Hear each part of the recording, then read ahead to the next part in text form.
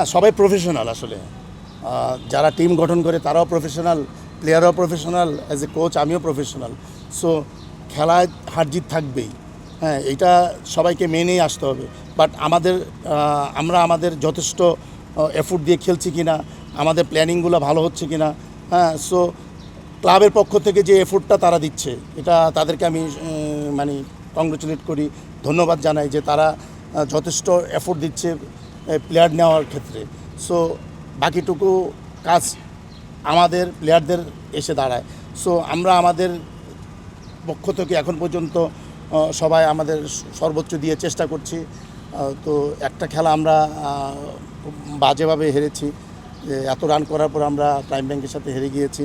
So এটা একটা আমাদের ইন্সপায়ার হিসেবে কাজ করতে পারে যে আমাদের আর পিছনের দিকে যাওয়া যাবে না। সো আমি বলবো যে এরপর থেকে আমাদের যে টিমটা এখন আমরা পেয়েছি, অভিজ্ঞতা এবং পারফর্মার দিয়ে, অনেক পারফর্মার আছে, অভিজ্ঞতা আছে টিমের মধ্যে। সো ইনশাল্লাহ আশা করি যে আমরা একটা করে যদি ম্যাচ জিতি এবং 4টা ম্যাচ জিতার মতো সামর্থ্য আমাদের আছে।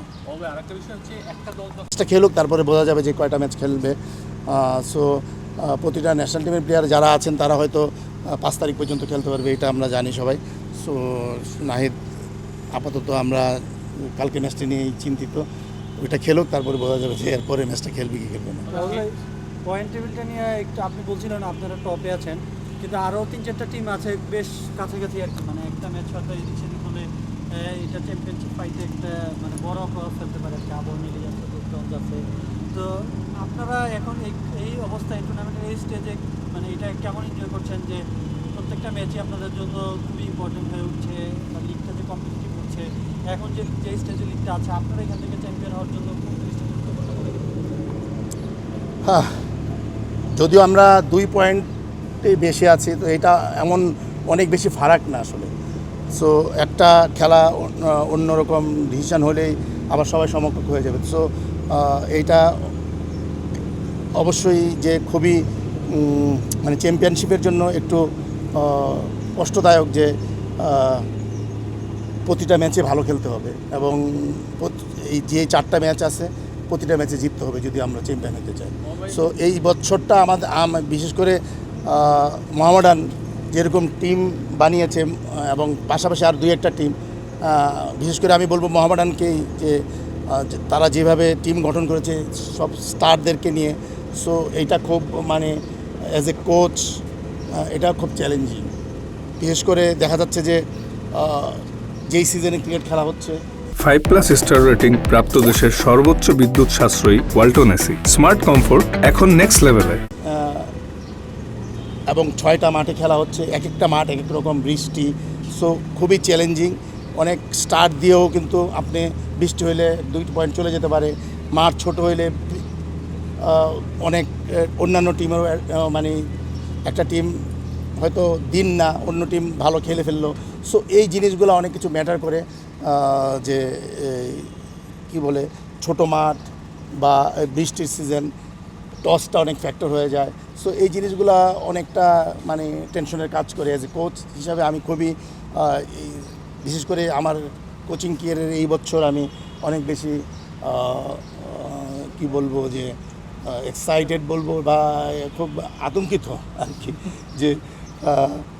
যে চ্যাম্পিয়নশিপটার জন্য টিম তৈরি করেছে, কিন্তু লক্ষ্যে পৌঁছানোর জন্য অনেক বাধা অতিক্রম করতে হবে আমাদের। এই ধরনের যখন টিম হয় এবং চ্যাম্পিয়নশিপ নিতেই হবে বা পেতেই হবে এরকম একটা মেন্টালিটি যখন থাকে, তখন যারা সাপোর্টিং হিসেবে কাজ করেন তারা কি মনে হচ্ছে প্রিপারেশনটা কেমন? নাহিদ রানা আজকে আপনাদের সাথে যুক্ত হয়েছে, এইটা আসলে কতটা বুস্টার হবে টিমের জন্য? ছুটি কেটে সবাই একটু আমেজে আছে, ঈদের আমেজে এখন পর্যন্ত আছে। তো আমরা কালকে ম্যাচের আগে আজকে মোটামুটি সবাই একত্রিত হওয়ার চেষ্টা করেছি, ঘন্টা দেড়েক আমরা প্র্যাকটিসও করেছি। মাশাআল্লাহ সবাই ভালো আছে। আর শুধু নাহিদ রানা না, তাজকিনও আমাদের সাথে ইনক্লুড হয়েছে।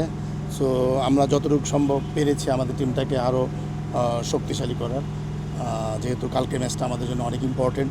ওই টিমটাও অনেক ভালো, তারাও তাদের সব পুরো টিম নিয়ে খেলছে।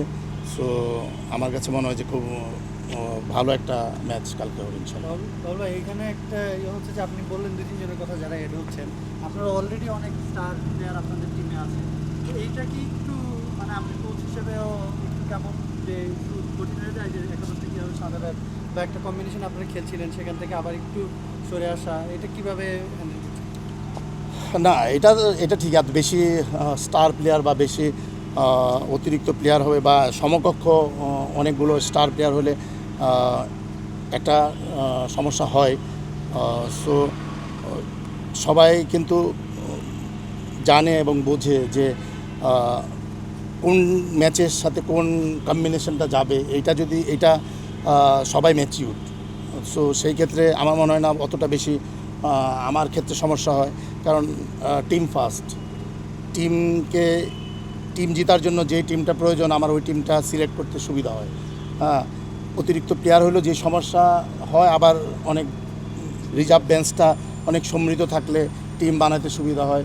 ইনজুরির সমস্যা থাকে ইয়ে থেকে। যখন একটা চ্যাম্পিয়ন টিম হয় তখন কিন্তু রিজার্ভ বেঞ্চের প্লেয়ারগুলো অনেক মানে সমকক্ষ হইতে হয়, তাহলে আপনি ওই চ্যাম্পিয়নশিপ ফাইটে যেতে পারবেন। সো সেইটা মোহামেডান এই বছর অনেক সমৃদ্ধ। আশা করি ইনশাল্লাহ এখন পর্যন্ত আমরা পয়েন্ট টেবিলের শীর্ষে আছি। তো এটা সবাই যেরকম আমরা খেলে আসছি এটা যদি বজায় থাকে এবং ভাগ্য যদি সহায় হয়, ইনশাল্লাহ আমরা আমাদের লক্ষ্যে পৌঁছাতে পারবো। স্যার, আগে থেকে আপনাদের দলে স্টার অনেক ছিল, এটা বাদ বলছেন। বাকি 10টা দল যে থাকে, 11টা দল থাকে, তাদের মধ্যে ভারসাম্যহীন হয়ে পড়ে কিনা? এটা তো মানে দুনিয়ারই নিয়ম। যার সামর্থ্য আছে সে ওইরকমভাবে টিম তৈরি করে, এবং সবাই তো আর চ্যাম্পিয়নশিপের জন্য আসে নাই বা তৈরিও করে না টিম। অনেকে আছে যে না মিডিওকার টিম বানায়, ওইখানে আমি থাকলে আবার 3-4টা টিম আছে যারা যিনি প্রতি বছর চ্যাম্পিয়নশিপের জন্য তৈরি টিম বানায়। এটা মানে এই ফুল ক্রীড়াঙ্গনে এরকমই চলে আসছে। সো যাদের যেরকম সামর্থ্য অনুযায়ী টিম বানায় এবং ওই তারকাদের দিন টিম বানায় এবং তারা চ্যাম্পিয়নশিপ নেওয়ার জন্য চেষ্টা করে। বাবুল ভাই, একটা ছোট প্রশ্ন আছে, সেটা হলো যে মোহামেডান বেশ কিছু ম্যাচ বড় ব্যবধানেও জিতেছে, 10 উইকেটে জিতেছে, 12-13 ওভারের মধ্যে ম্যাচ শেষ করে দিয়েছে। কিন্তু যদি দেখা যায় লিগের শেষ ম্যাচটা আবাহনীর কাছে মোহামেডান হেরে যায়, মোহামেডান আবাহনী যদি একই পয়েন্ট হয়, সেক্ষেত্রে নেট রান রেট কাউন্ট হবে না, কাউন্ট হবে হেড টু হেড। আবাহনী সম্ভবত চ্যাম্পিয়ন হয়ে যাবে সেক্ষেত্রে। এই নিয়মটা একটু পরিবর্তন আসা না, এখানে হলো যে যদি দুইটা টিম একটা অবস্থানে থাকে তখন হইলো আপনি হেড টু হেডের জায়গায় আসে। আর যখন নাকি অনেকগুলো টিম একটা পয়েন্ট টেবিলে থাকে তখন হলো রান রেট যে বেশি, দুইয়ের অধিক টিম একই পয়েন্টে থাকলে রান রেটে আসে। সো আমরা চেষ্টা করেছি যে এদিক দিয়েও এগিয়ে থাকতে, যে রান রেট দেখবেন যে 10 উইকেটে জেতা বা অনেক কুইক। সো আমাদের রান রেট অন্যদের চেয়ে অনেক বেশি। সো এদিক দিয়েও চেষ্টা করেছি আমরা এগিয়ে থাকার জন্য যদি কোনো সময় এটা প্রয়োজন হয়। আর আল্লাহ না করুক আমরা যাতে কারোর সাথে না হারি, আপনার কথা যাতে সত্যি না হয়। শেষ ভাই, লাস্ট একটা প্রশ্ন করবো আমি। ভাই, আপনি তো দীর্ঘদিন ধরে আসলে ড্রেসিং রুমে আছেন, ডাগ আউটে আছেন। আমরা খাবার নিয়ে কথা বলছিলাম, কিছুদিন আগেও তামিম ইকবাল বলেছিলেন যে এবার খাবারের যেটা মান, সেই মানটা উনি ভালো রাখতে চান। আপনারা কি হচ্ছে গতবারের থেকে এবারের খাবারের মানটা ভালো পেয়েছেন? মান নিয়ে কথা, আমরা ন্যাচারালি যে খাবারটা খাই এটা হয়তো কোনো টিম নিজের উদ্যোগে আনে, তখন তাদের একটা আলাদা একটা সময় ব্যয় হয় বা কি খাবে ওইটা নিয়ে চিন্তিত থাকে, বিভিন্ন মাঠে যায়, ওইখানে ওই খাওয়াগুলা আছে কি না সেটার জন্য তাদেরকে চিন্তিত হইতে হয়। কিন্তু বোর্ড এটা করাতে কি হয়েছে যে ওই অ্যাটলিস্ট লাঞ্চ নিয়ে তাদের চিন্তা করতে হচ্ছে না, এবং প্লেয়াররা যেসব খাবার খেয়ে অভ্যস্ত সেই খাবারগুলোই প্রোভাইড করা হচ্ছে। সো এদিক দিয়ে অনেকটা চিন্তামুক্ত থাকে টিমগুলো।